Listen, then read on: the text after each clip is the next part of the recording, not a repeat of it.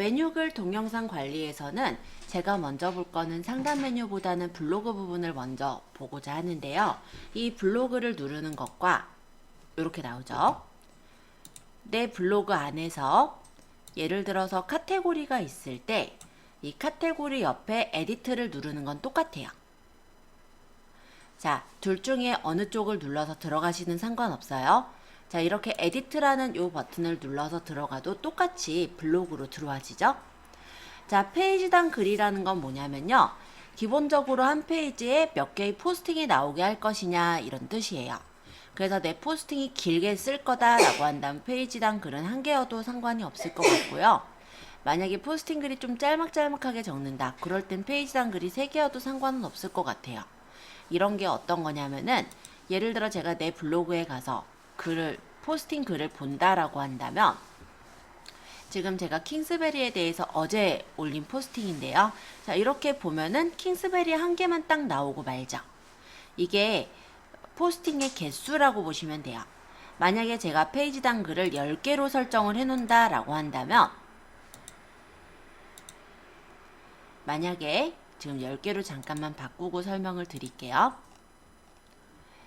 자, 내 블로그에서 어떤 페이지에 어떤 게시글을 볼 때 그 게시글이 보여지고 나서 다음 게시글로 바로 이어져서 계속해서 보여지는 게 게시글의 개수라고 생각하시면 되겠습니다. 네, 오캠이 꺼졌나봐요. 자, 이런 식으로 게시글의 개수라고 생각하시면 돼요. 그래서 이거는 자율이에요. 내가 어떻게 놓고자 할지는 마음대로 설정하시면 되겠는데요. 잠깐 메뉴로 다시 가서 설명드릴게요. 보통 페이지당 글은 1개 내지는 3개 정도로 보통은 설정해 놓게 됩니다. 저는 보통 1개씩 해서 보이게 하지만 꼭 1개로 하시진 않으셔도 돼요. 자, 여기보다 더 중요한 건 카테고리 관리 설정이에요. 내가 이제 블로그에다가 조만간이면 이제 글을 적으실 거예요. 그걸 이제 포스팅을 쓴다라고 하죠. 그랬을 때 내가 어떻게 카테고리를 구성해서 포스팅을 쓰느냐 요거를 설정하시게 되는데요. 카테고리라는 거는 일종의 주제 분류, 구분이라고 생각하시면 될 것 같아요. 저는 카테고리를 5개 정도로 구분해서 쓰고 있고 비공개 게시판을 1개 더 만들어서 총 6개의 카테고리 쓰고 있지만 이렇게 하지 않고 조금 더 나눠서 생각해도 되겠죠? 자, 예를 들어서 공부 이야기라고 하는 부분을 공부를 각각 나눠볼 수도 있잖아요. 조금 더 작은 범주로는 뭐 회계 이야기 또는 그래픽 이야기 또는 뭐 정보 처리 등등의 여러 가지 구분을 지어서 배치를 해줄 수도 있는 거고 아니면은 이렇게 대카테고리로 해서 하나로 묶어서 줄 수도 있는 거예요. 그 카테고리를 만드는 거를 조금 안내를 해드려 볼게요. 처음에 블로그를 쓰실 때는 카테고리에 너무 욕심내시고 너무 많이 만들지는 마세요. 왜냐면은 그렇게 해서 보면은 다른데 이제 다른 사람들이 카테고리를 딱 눌러봤을 때 아무것도 없다라고 한다면 또는 한 개의 게시물만 있다라고 한다면 사실은 그렇게 많아 보이질 않죠. 그쵸? 그리고 그 카테고리를 다 채우기 위해서도 조금 스트레스를 받으실 거고요. 그래서 처음에는 카테고리를 조금 적게 설정을 하시는 게 좋습니다. 저처럼 한 3개, 4개, 아니면 뭐 6개, 뭐 이런 정도로만 짧게 설정을 해주시고 나중에 카테고리는 더 늘릴 수가 있어요. 그리고 게시글 포스팅 쓰신 것도 카테고리 이동하시는 거 얼마든지 가능하시거든요. 그래서 일단 지금 처음 카테고리를 만드는 입장이니까 그냥 일상에 대한 포스팅 쓰실 거, 뭐 또는 리뷰에 대한 포스팅 쓰실 거, 뭐 이런 식으로 몇몇 가지 내 주제, 관심에 대한 부분들만 카테고리를 한번 만들어 보죠. 자, 카테고리를 만드실 때는 카테고리 전체 보기에 커서를 놓으시고요. 이렇게 지금 선택을 해두시고요. 카테고리 추가를 누르시면은 이 밑에 이렇게 게시판이라는 카테고리가 생길 거예요. 자, 여기다가 카테고리명을 적거나 요 옆에 적어주시면 됩니다. 자, 간단하게 한번 적어보죠.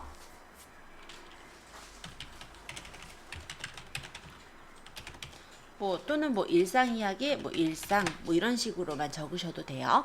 카테고리 명을 짓는 거는 마음대로인데 나중에 이제 마케팅을 한다라고 할 때는 관련된 그 카테고리로 만들어 주시고 그 안에 관련된 포스팅들이 많이 들어가게끔 해주시면 되는 거예요. 자, 만약에 카테고리 명을 일상이라고 이렇게 줬다면 이 카테고리 옆에 글개수 표시라는 거는 뭐냐면 카테고리 옆에 내가 이 안에 적은 카테고리에 개수가 몇 개가 있는지 글개수를 표시해주는 기능을 말합니다.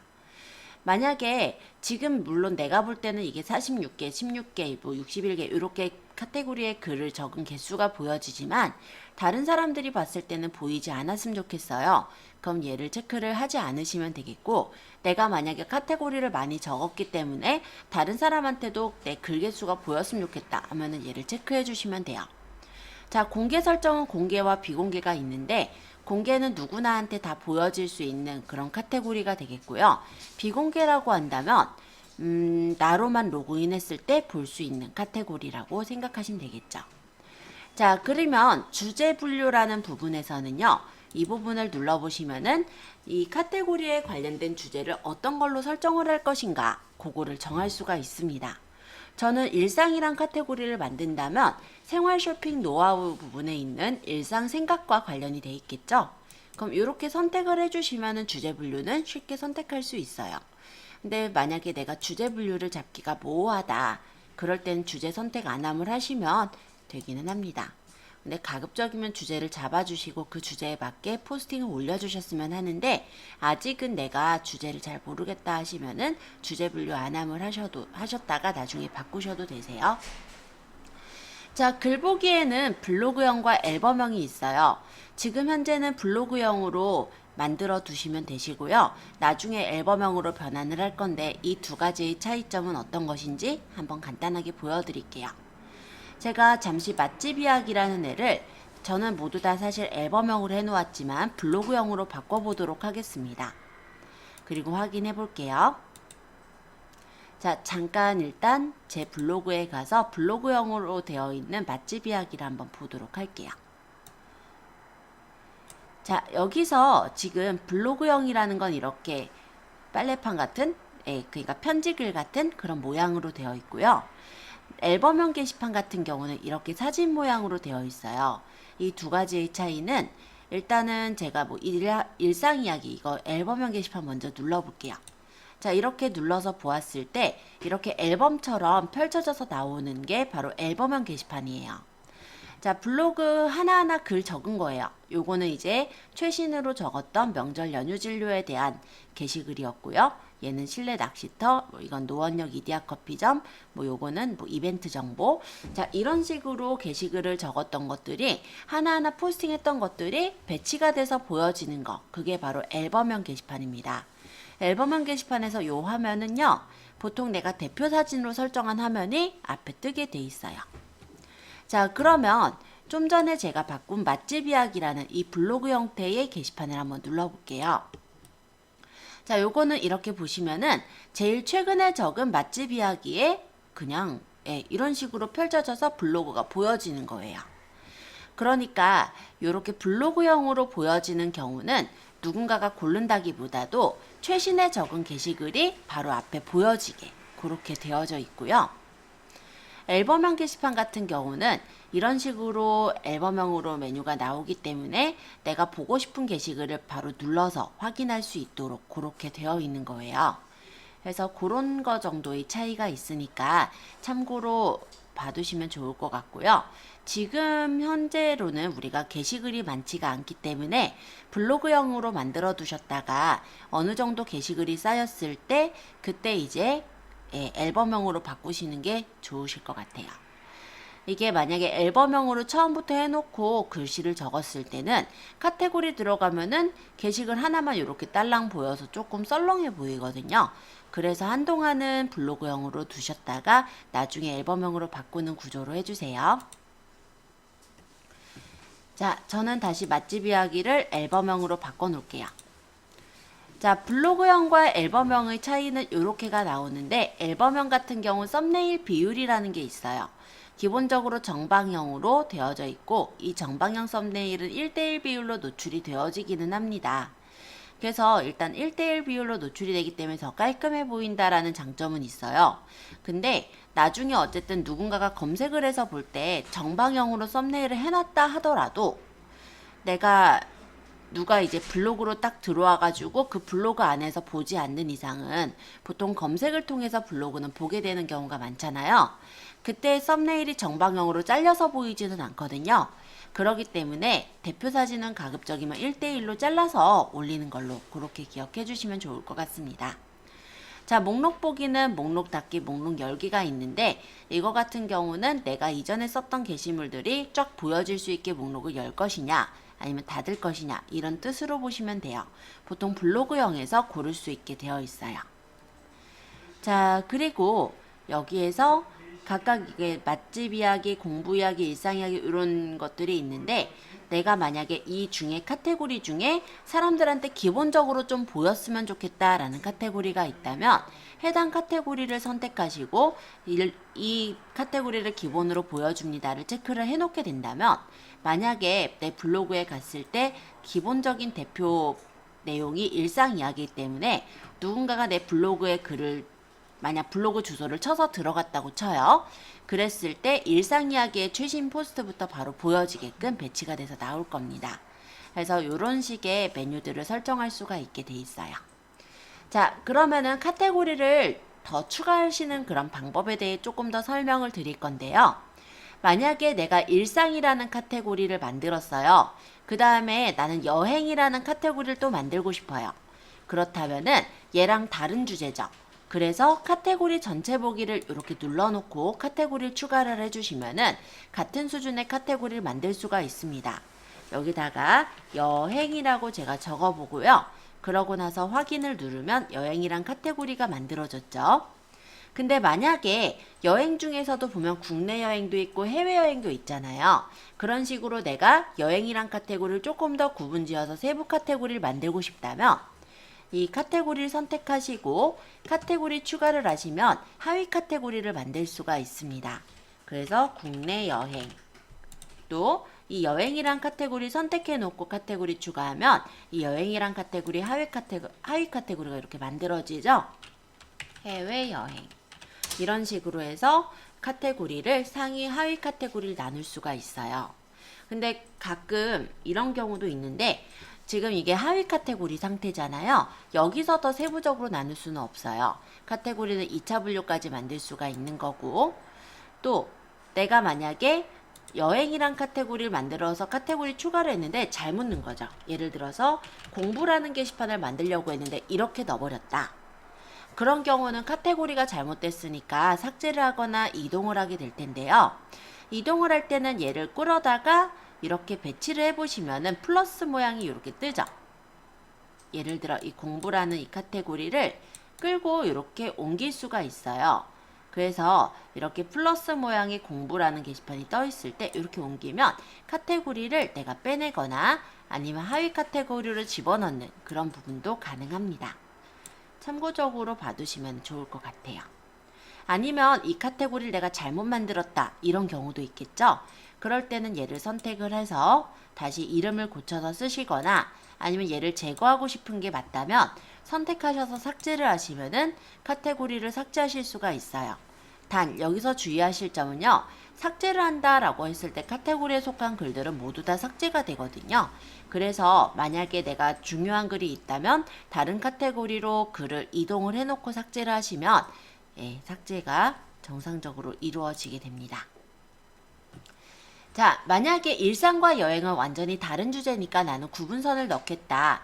그럴 때는 일상에다가 제가 이렇게 뒀잖아요. 구분선 추가를 하면은 바로 일상이란 카테고리 밑에 구분선이 딱 생겨요.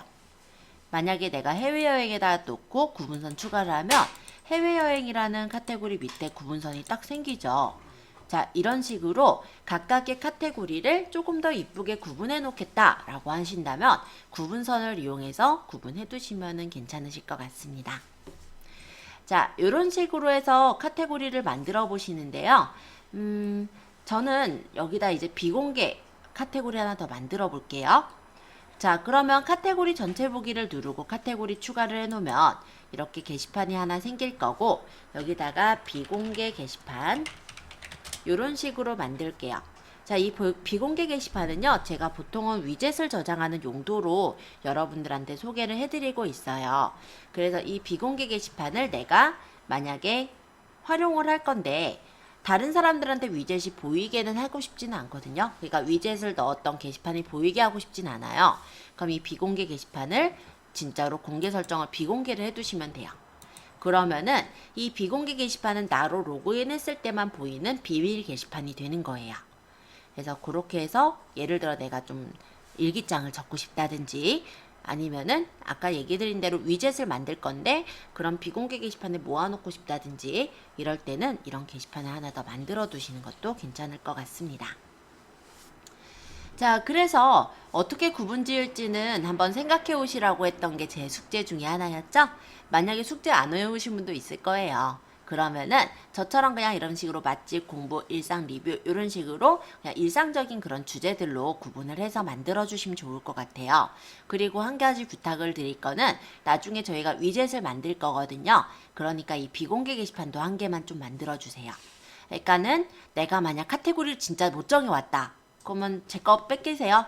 똑같이만 안 하시면 돼요. 뭐 맛집, 뭐 소식 또는 뭐 맛있는 집, 뭐 맘대로 이름 센스 있게 지으시면 되니까 비슷하게 만드셔도 되니까 한번 이렇게 제작해 보시면 좋을 것 같아요. 자, 저는 여기 만들어 놓은 것들은 지금 좀 삭제를 할게요.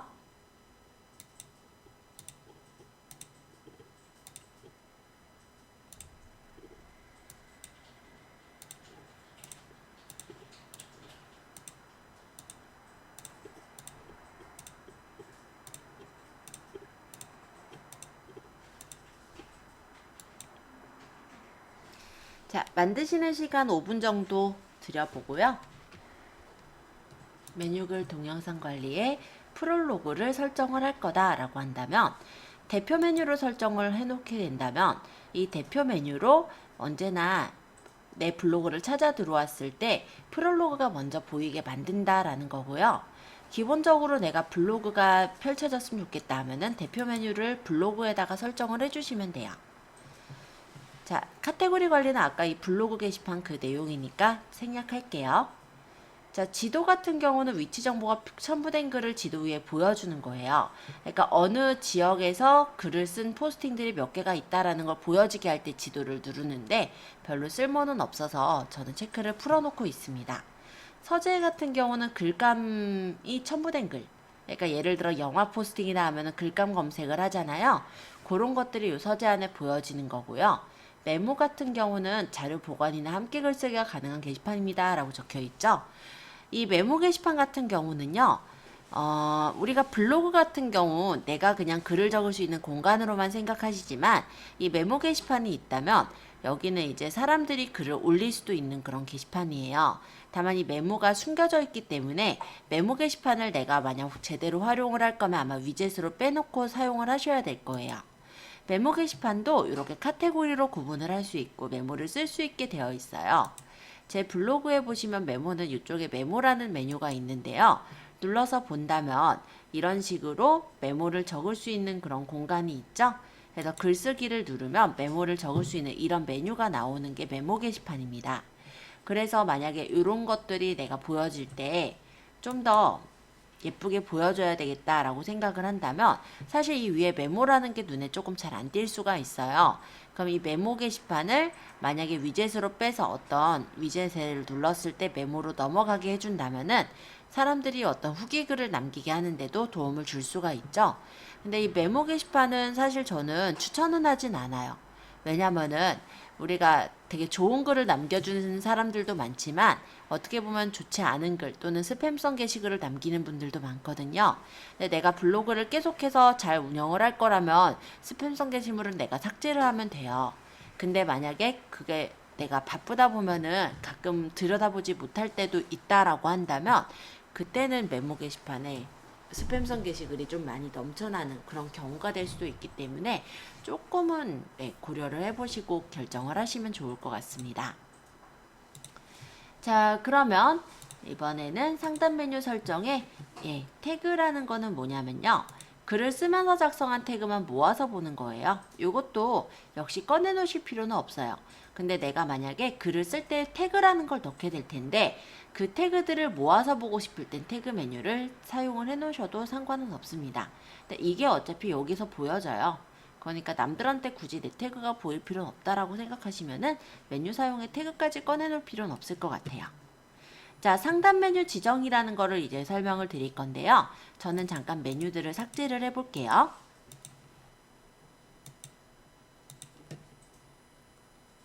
자, 제 블로그에 갔을 때 이거 프롤로그 블로그 옆에 아까 뭐가 쭉 있었죠? 이게 사실 상단 메뉴예요.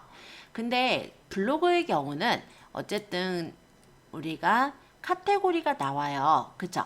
그렇기 때문에 카테고리를 선택을 할 수가 있는데 비해서 프롤로그의 경우는 카테고리가 나오지를 않습니다. 그죠? 카테고리가 없죠. 그래서 카테고리 자체가 숨겨져서 나오질 않기 때문에 내가 만약에 그 중에서 사람들이 좀 잘 눌렀으면 좋겠는 게시판이 있다면 최대 4개까지 뽑아낼 수가 있는 게 바로 상단 메뉴라고 생각하시면 돼요.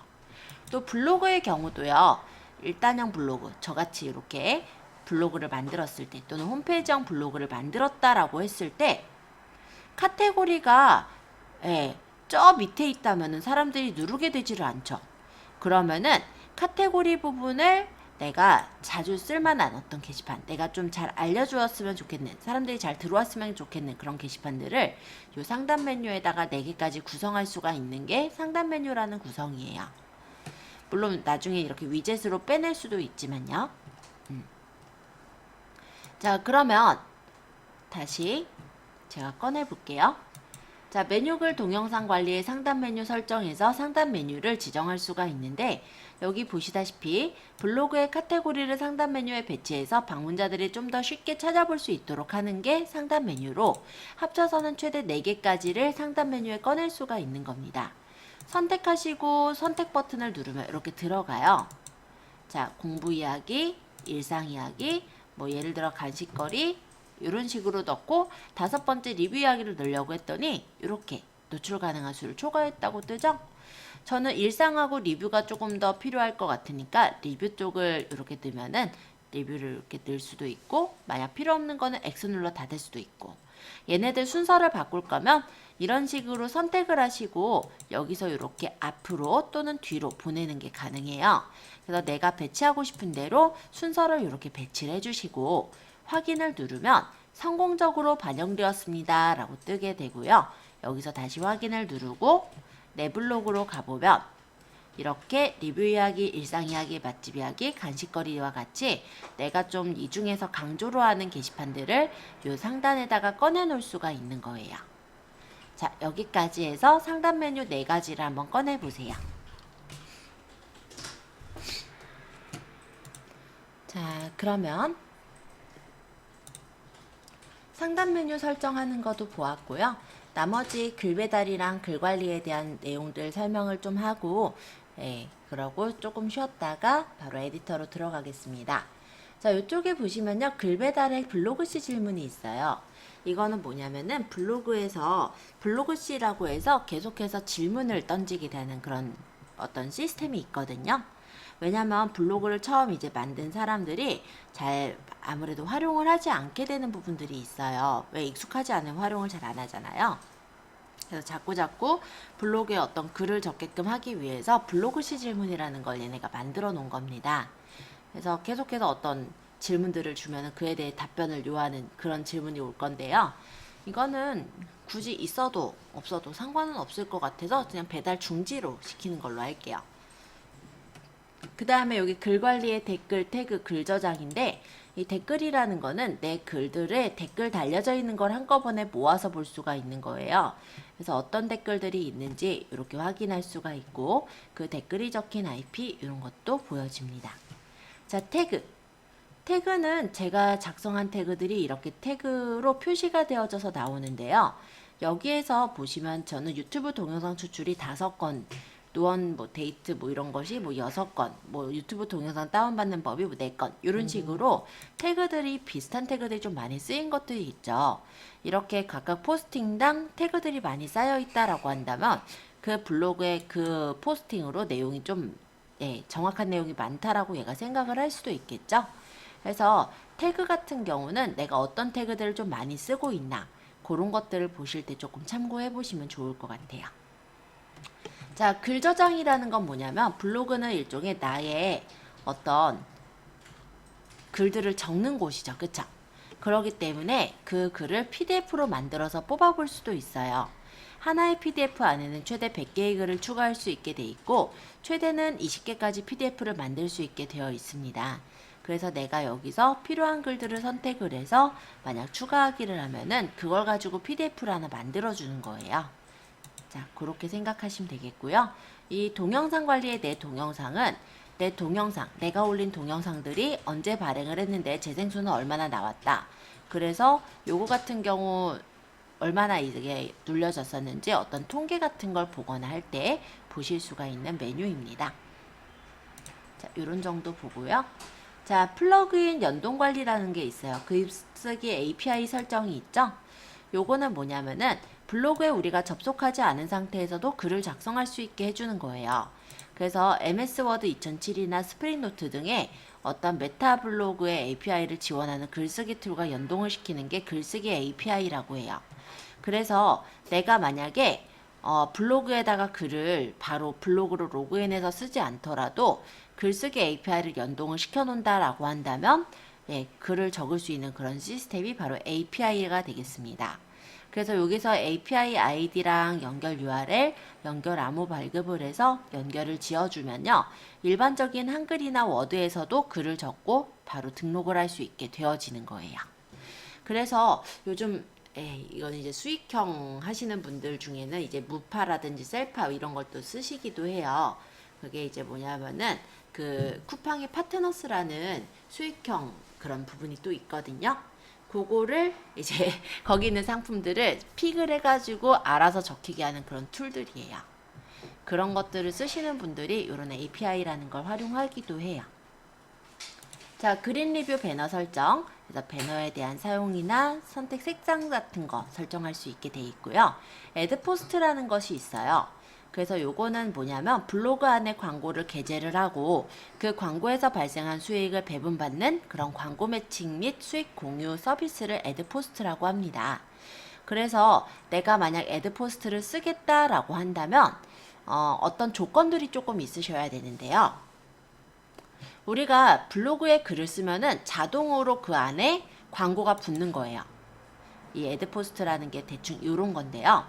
제가 어제 보니까 10시간 전에 적었네요. 킹스베리 딸기라는 거를 먹었던 포스팅을 썼어요. 그러면은 이 포스팅에 관련됐다라고 생각하는 그런 광고가 이렇게 붙게 돼요. 얘는 실제로 관련이 됐다고 하긴 좀 애매한 광고가 붙었긴 했는데 파워링크 광고 여기 보면은 아로니아 공장이라든지 뭐 킹스베리 엘로떼 해가지고 이런 식으로 얘랑 관련된 파워링크 광고들이 이렇게 붙어 있죠. 그러면은 누군가가 만약 이걸 눌러서 그 글을 보게 될 때 저한테는 어느 정도의 수익이 들어오게 되는 그런 시스템을 애드 포스트라고 해요. 이 외에도 되게 여러 가지 시스템들이 많아요. 그 중에 일단 애드포스트는 제가 보여드리려고 제가 가입 신청을 했었는데 약간의 조건이 있습니다. 지금 당장 신청을 해두실 수는 없으실 거고요. 기본적인 조건을 조금 정리를 해본다면 이런 조건이에요.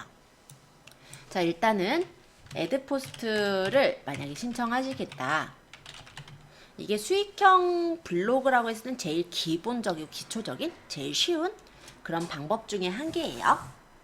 자, 일단은 블로그를 만든 지 3개월이 지나야 돼요. 그리고 어느 정도 계속해서 꾸준하게 포스팅이 되어져야 할 겁니다. 그거는 어떻게 보냐면요. 예를 들어 지금 1월이니까 1월에 애드 포스트를 신청을 한다면 신청을 한다라고 한다면 작년 12월 거를 볼 거예요. 그러니까는 지난달 1월부터 1월에 죄송해요. 지난달 1월 12월 1일부터겠죠. 그렇게 보면 지금이 1월이니까 그럼 12월 31일까지의 방문객이랑 그리고 페이지 뷰 이런 것들을 가지고 애드 포스트를 책정을 하는 거예요. 그리고 거기서 체류 시간 같은 것도 물론 조금은 체크를 할 것 같긴 해요. 해서 이런 것들을 체크했을 때 얘네가 설정한 어떤 기준에 맞는다라고 한다면 애드포스트 승인을 해줘요. 근데 애드포스트랑 비슷한 게 원래 구글의 애드센스에서 애드포스트가 따라서 만든 게 이제 네이버에서 만든 게 애드포스트인데, 애드센스는 일단 승인 자체가 조금 어려운 반면에 애드포스트 같은 경우는 내가 블로그를 조금만 운영한다면 쉽게 승인을 받을 수가 있을 거예요. 대략적으로 제가 이거를 승인받은 시점은 월 방문객이 한 달에 방문객이 이제 하루 방문객 기준으로 했을 때 보통 100건 이상씩 방문했을 때 신청을 했었고요. 그때 바로 승인이 됐었거든요. 그래서 일단 100명 이상씩은 항상 꾸준히 들어온다라고 하시면은 한번 고민을 해볼 만은 할 것 같습니다. 얼마나 나오는 거는 클릭하는 것에 따라 달라요. 그리고 포스팅의 경우에 따라 조금 다를 것 같아요. 예를 들어서 제가 어떤 상품을 선전하는 그런 블로그다라고 한다면 그 상품에 관련된 상품들이 또 붙어 있을 거잖아요. 그럼 그 상품을 보는 사람이 일단 내가 예를 들어 뭐 무선 마이크를 선전을 한다. 그럼 무선 마이크에 대한 다른 마이크도 파워링크로 떠 있겠죠. 그러면 그것도 눌러보고 싶을 거 아니에요. 사람들의 입장에서는. 그렇게 보면 수익은 좀 많을 거예요. 근데 일상 포스팅을 올렸을 때는 지금 예를 들어 킹스베리 딸기 같은 경우는 보니까 뭐 동네 플레이스가 떴어요. 그쵸? 그러면 걔랑 전혀 상관이 없는 거다 보니까 그냥 그 포스팅의 파워링크는 눌러보지 않고 지나가겠죠. 그러면은 올리는 그 포스팅에 따라 수익은 다른데요. 일단은 많이 버시는 분들은 그걸로도 좀 벌긴 해요. 저 같은 경우는 뭐 그냥 한 달 했을 때 커피값 정도 버는 정도라고 보시면, 그거보다 이제 더 많이 버시는 분은 이제 그걸로만 한 달에 한 2, 30 버시는 분들도 있긴 해요. 자, 지금 현재 일간 현황인데요. 이 잡블로그예요, 제 거. 그죠? 자, 앨리스 블로그는 저희 서브 블로그예요. 자, 여기 보시면 조회수는 오늘 현재 141명 조회를 들어왔고요. 어제 같은 경우는 445명 이렇게 조회가 들어왔네요. 해서 동영상은 몇 개가 재생이 됐고 공감은 얼마나 눌렸고 이런 것들이 보이는데 제게 굉장히 많아 보이죠? 아니에요. 그런 건 아니고 진짜로 많이 들어오는 블로그는 1000명이 넘는 것들도 되게 많아요. 자, 게시글 조회수 순위가 보입니다. 제 거는 보통 이런 것들을 올리고 있어요. 그래서 간단한 동영상 재생 수랑 어디서 유입이 돼서 들어왔나 이런 것들이 보이죠? 네, 이런 것들을 지금 보니까 블로그에서도 들어왔고 뷰에서도 들어왔고 다음에서도 들어왔네요. 그죠? 그리고 인스타그램으로 타고 들어온 사람도 있고 구글에서 검색해서 들어온 사람도 있는 것 같아요. 이런 정보들 어디서 들어왔고 어떤 게시글을 써서 들어왔고 그리고 어떤 부분에 대해서 사람들이 좀 많이 생각을 하고 있나 이런 것들을 이런 식으로 우리가 확인을 해볼 수가 있어요.